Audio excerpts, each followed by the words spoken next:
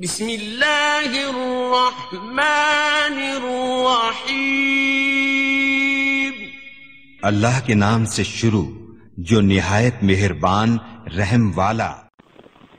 پیام دے کے جو آئے صبح مدینے سے، مریض عشق کی لائی دوا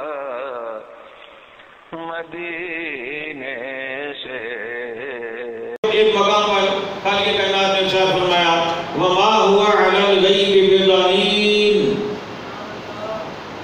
فرمایا اور وہ غیب بتانے میں بخیل نہیں ہے۔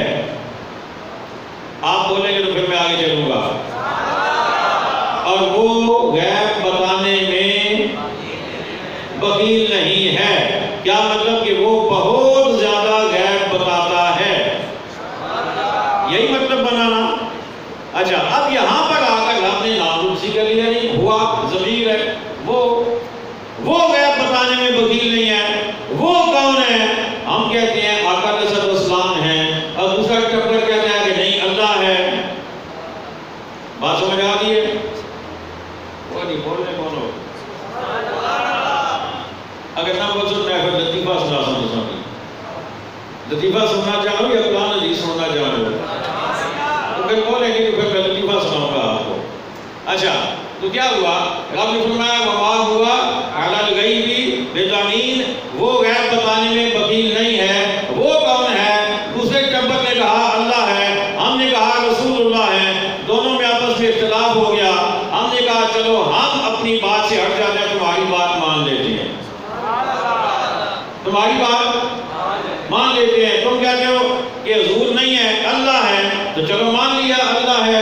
اللہ غیب بتانے میں بخیل نہیں ہے، اس مطلب یہ کہ اللہ غیب بہت بتاتا ہے، تو کسے بتائے گا؟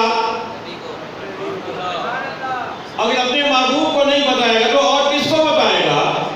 تو جب وہ محبوب کو بتائے گا تو محبوب کو غیب تو پھر بھی حاصل ہو گیا۔